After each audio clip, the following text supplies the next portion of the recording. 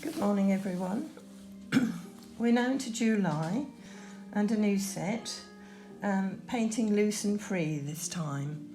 And this week I'm demonstrating painting without drawing. I know this sounds scary, especially for those who've not painted before or in this way before, but I promise you it's not so difficult as it seems, and actually many people really do prefer it.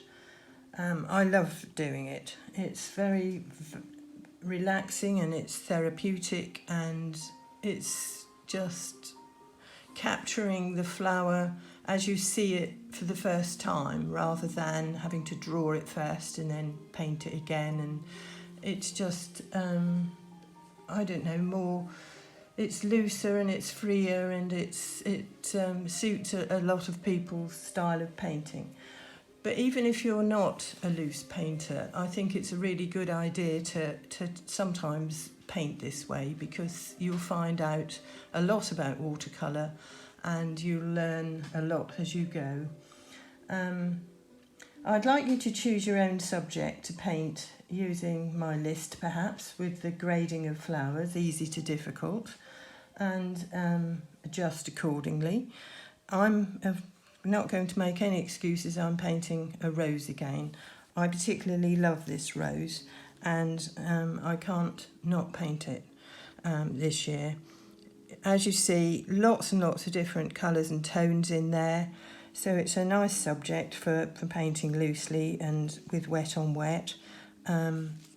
It goes from a very pale pink to an orangey colour, and so therefore lots of colours to put into my picture.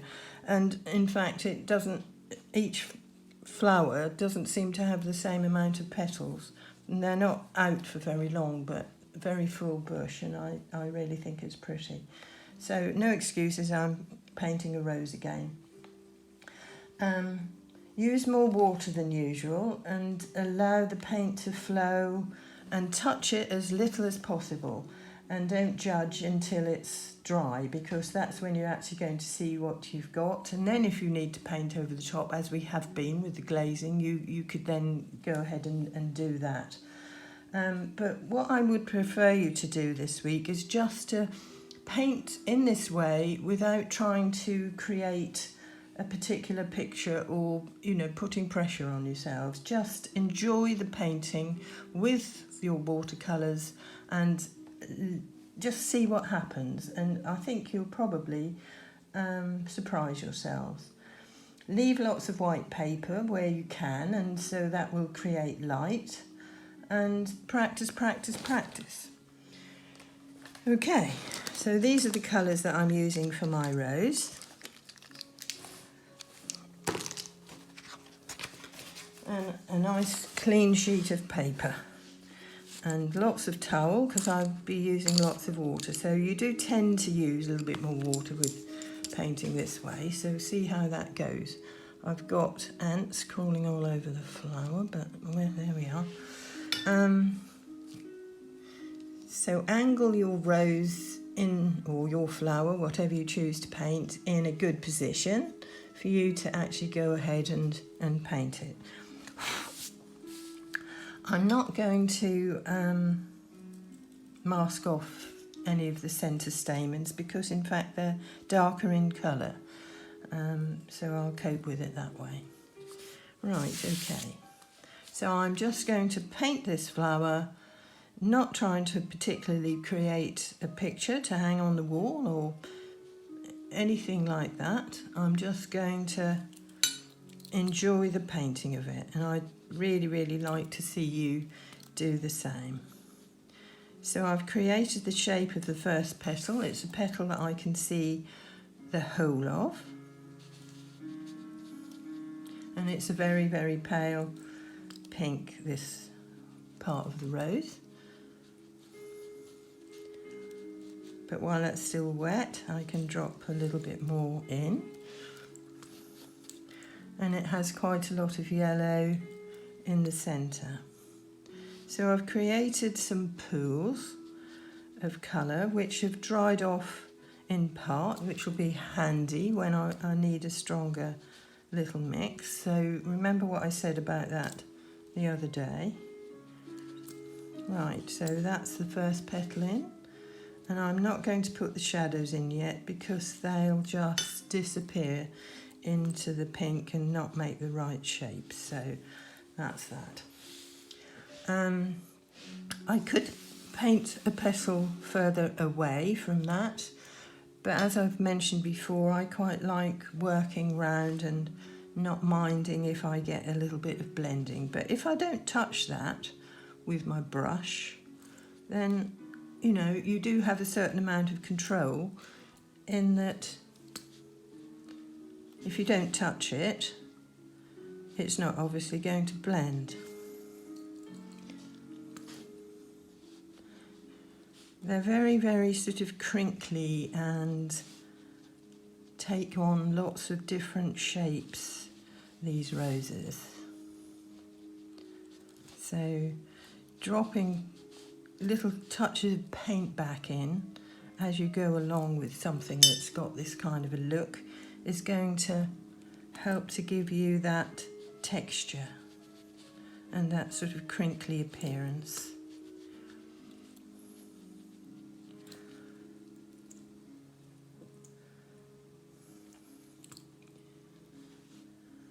It's folded back here a little bit, so I'll deal a bit more with that later.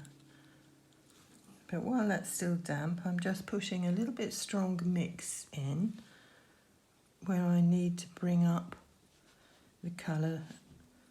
As I painted a rose recently, just touching a little bit more colour in while it's still damp, making sure your brush isn't too wet and pushing the paint away that's already underneath, but giving that nice little edge going onto dry paper here and there. It hasn't got that look everywhere. Right, and I'm going to put the centre in at the end. Now this is a very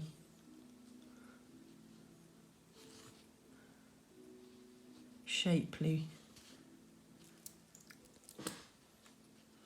little petal here.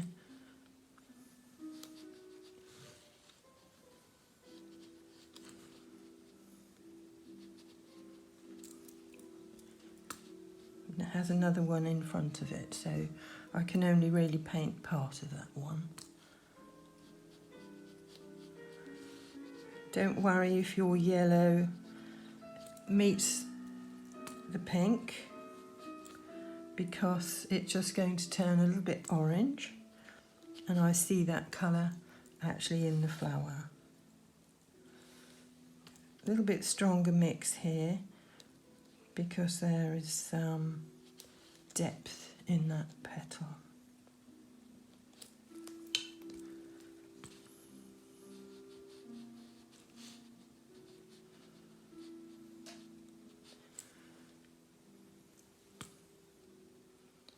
It's a very organic way of painting, I think, painting straight onto the paper without drawing it first. And I think it suits some flowers obviously better than others. If you've got a really tight, complicated flower, then maybe this isn't the right method, but I think it suits something like this because this is a very loose little rose. This is a very, very twisted up petal here. They take on all sorts of shapes.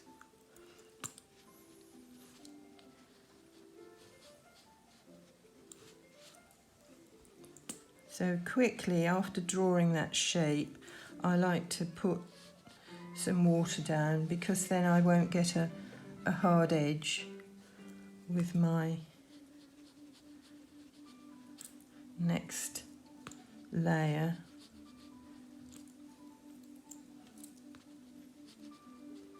But you will get a lovely sort of soft edged appearance there.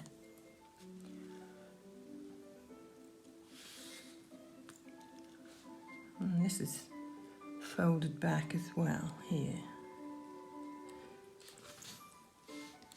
as is that one. So I can just pop a little light wash there to create the impression that it's folded back. So when painting this way, you can and should let the accuracy go to an extent.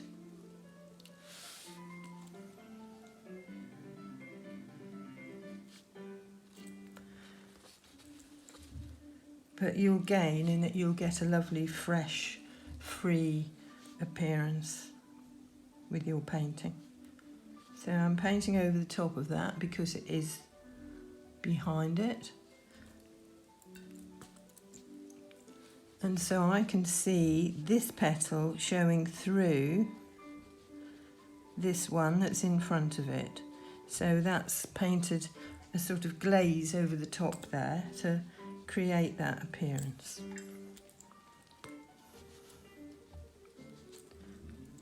Lovely clean water you must have.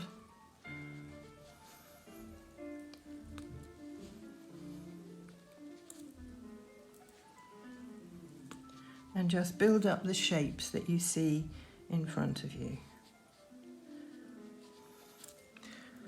And it may even end up to be one that would look good on the wall. But we'll see. Right.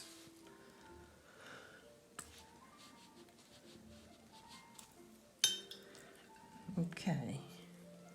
So that petal is showing behind here, just slightly showing through. Lovely transparent little petals.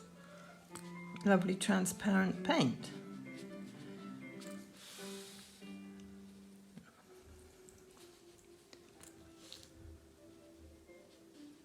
Same thing happening here.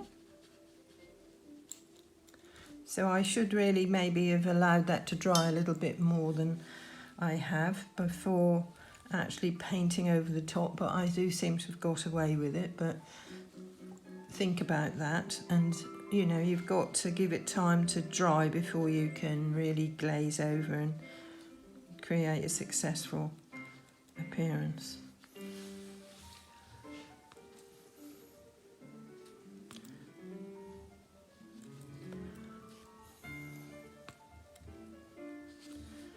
Right, now I really should try to put in a few shadows before creating the centre.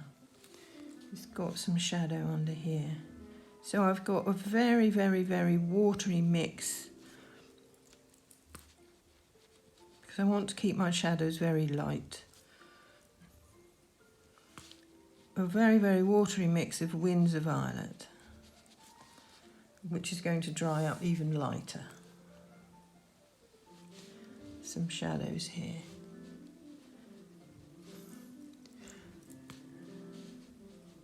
And so you'll see when you're painting over these various colours that I've got out, how it modifies that colour when you paint over the top. We've talked about that a lot this last month, haven't we? And really, I should have allowed it to dry more, but I haven't had the time. So before putting any shadows on in this way, it's going to help you, I think, if you allow to dry first rather than to use the wet on wet technique. I think you'll have more control and you won't push the paint that's underneath, you won't push that away. Right, I do need to just bring up the pink a little bit here, I think. So I'm going to glaze over another wash of that permanent rose.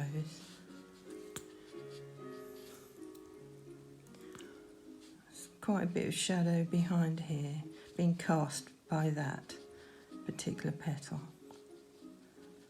But I'm using a pretty colour with the Windsor Violet, so my shadows should end up looking pretty. I wouldn't want to put a deeper sort of grey or anything on here. People do see shadows as grey, which is fine, but make it a pretty grey always.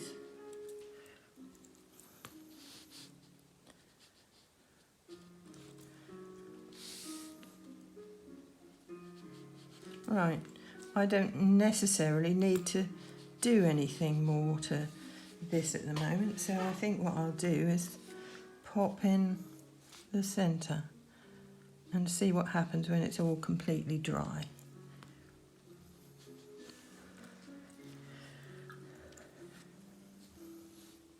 Slightly stiffer brush for popping that centre in, which is quite a complicated affair.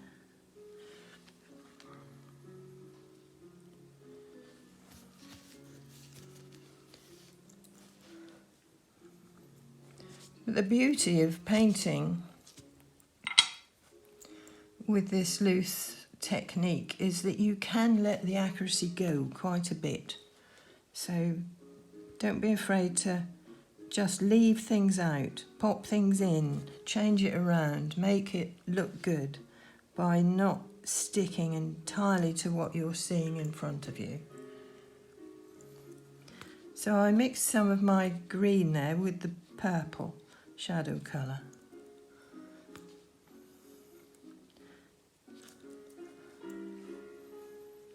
And then it's getting quite deep here, so I don't know, I'll try some carmine, I think. And you see how it gets very sort of pink in here. Alizarin would be fine if you don't have permanent carmine. And I'm painting wet on wet, letting it go. And now I'll put some burnt sienna and the purple shadow colour mixed to create these really quite dark little stamens.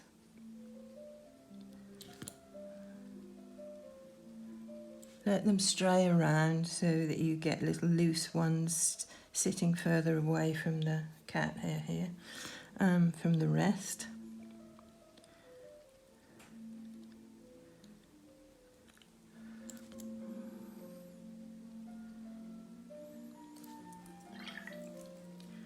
And then I'm actually just going to pull some of this carmine out while it's still wet with the point of the very tip of my brush to just create the little stamens that I see there. And don't be afraid to let it splay out. It'll free up your picture.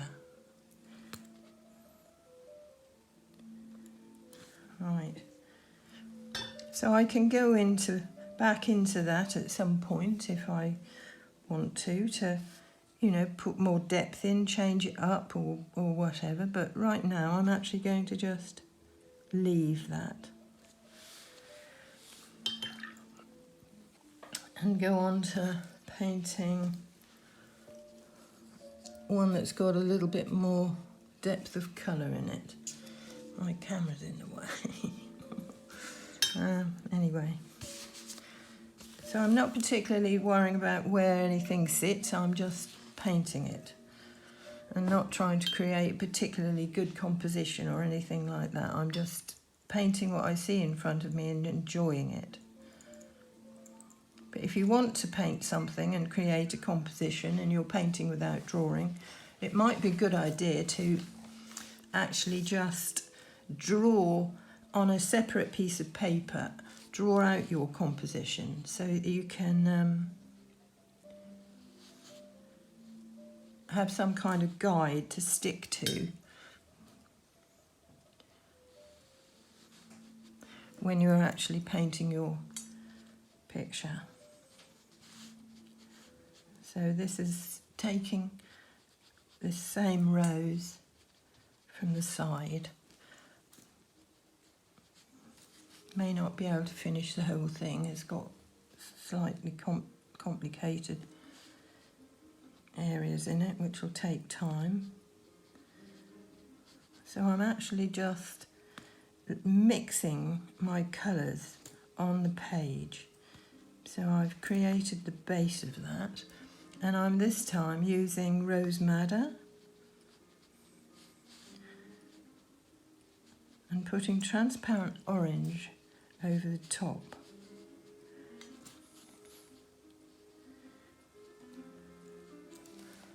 Because that's what I see. And sometimes mixing the colours on the page, you get a nice bright appearance. And then this little thing is folded back. This goes up there like that, and then down and under. Terrific.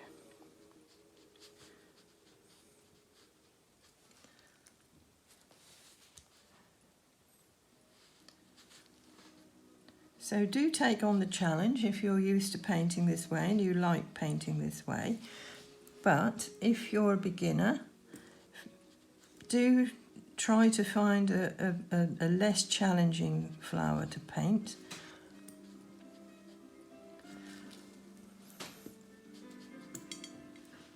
That way you're going to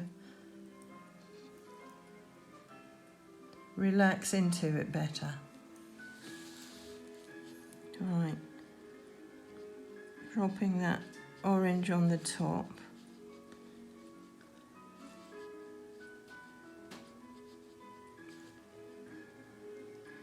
Trying to get this shape that I see with this flower that's sitting on its side.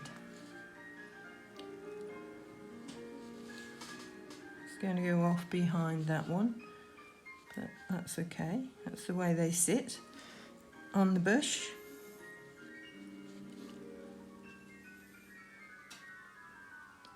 My roses really have been so lovely this year, very, very inspiring. But everything's starting to look a lot better. So lots of scope out there at the moment. So this month we should have a lovely month painting nice loose flowers from the garden.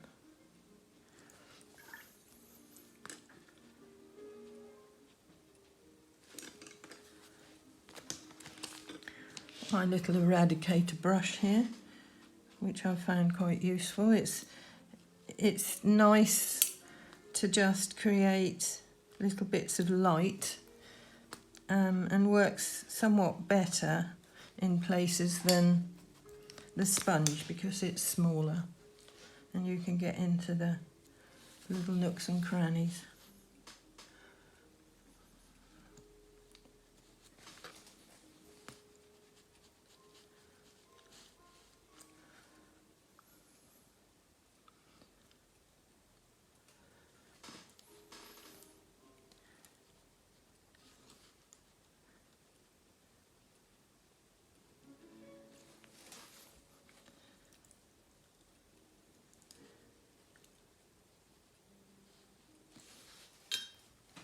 It's a very strange shape, this one. I haven't made life easy for myself today, but I want to show you can just paint and enjoy it, and you know, I'm not worrying about the fact that this has got to be a particular overall composition. I just want to paint what's in front of me. And I want to see if you can do that too. So please try and send your little practice shots to me.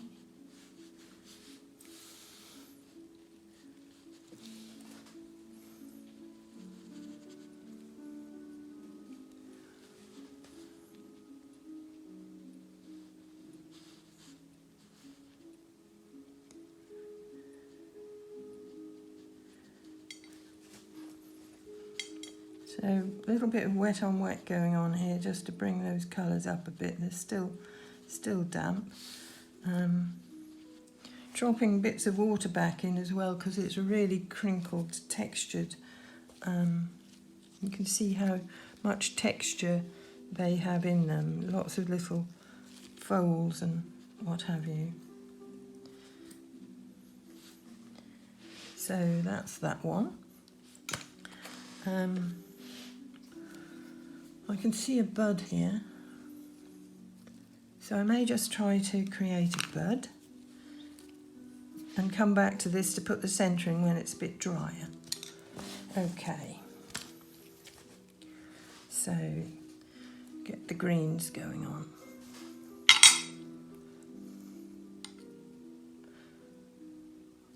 Make sure your towel my towel has become really wet, so I've turned it over where I have a clean, dry one underneath.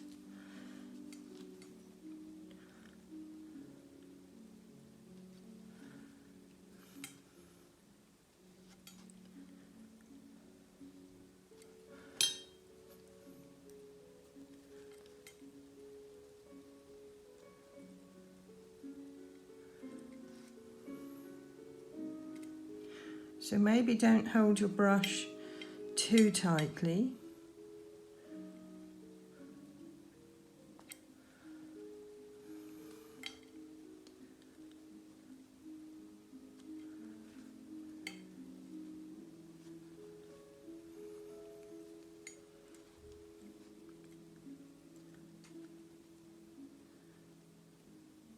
The sword brush would work with this as well, but I'm just using this one because it was in my hand.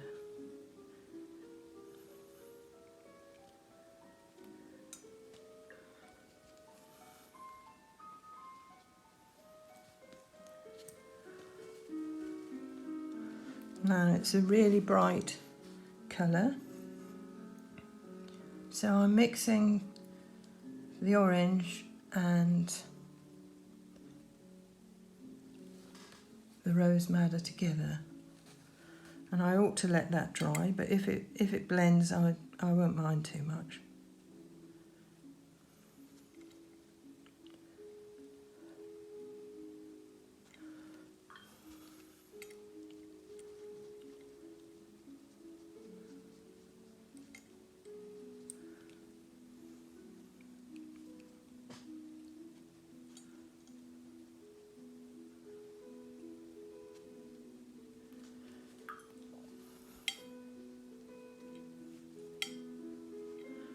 Okay, I think that's all it really needs. That was fun. And it would be nice actually, if I had time, to paint all of those as well. Look at the way they're sitting, fantastic. I may do that afterwards and post it to you, attach it. Right, I've got to speed up a little bit now. Can't see very much centre on this, but I can see some. And it's still damp, so I'm going to get very blurry little stamens there, but that's okay. I can actually make them look quite natural by putting a little bit of water back on. Now I probably would need to bring up some colour on there, or just leave it like that, I'm not sure, but whatever. So I'm going to actually just put a stalk or two on because it looks a bit odd otherwise.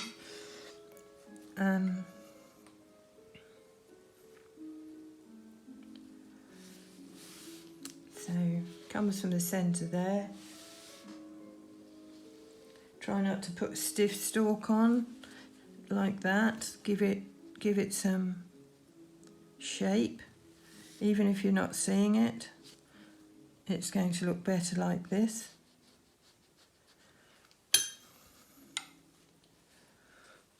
And that isn't particularly joined on, but there's no reason why it shouldn't come that way. Then it looks tidier, neater, and follows through nicely, as that one does.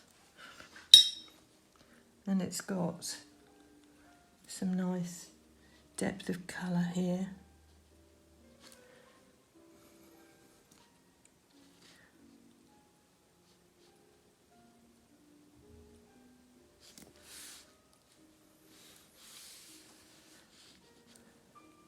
Really strong here.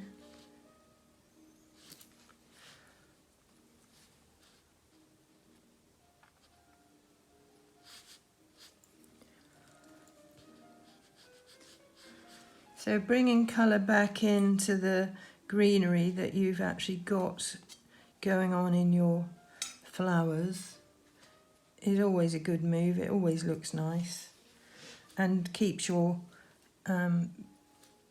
keeps the colours, you know, together, keeps the whole picture looking good together.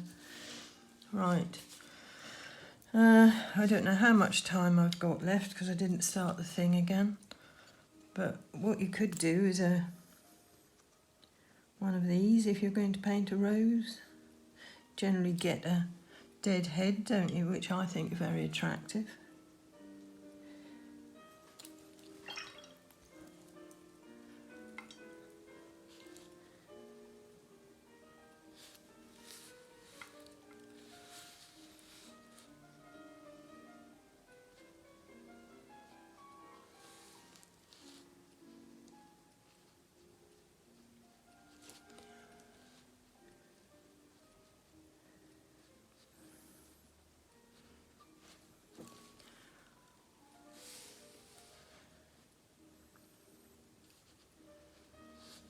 So where that's coming from doesn't really matter.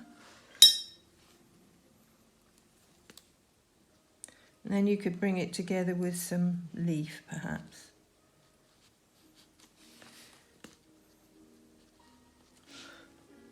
I like the way it's blended there.